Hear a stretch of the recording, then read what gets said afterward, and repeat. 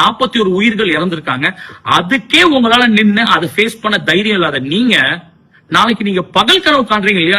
தலைவர் வந்து என்ன சொல்றாருன்னா 48,000 பேரை வந்தவங்களே கண்ட்ரோல் பண்ண தெரியாத விஜய் அவருக்கு பகல் கனவு காண்றாருல 2027 சிஎம் ஆயிடுவான்ட்டு. இந்த மாதிரி நீங்க கனவுலயே சிஎம் ஆயிடுறீங்க.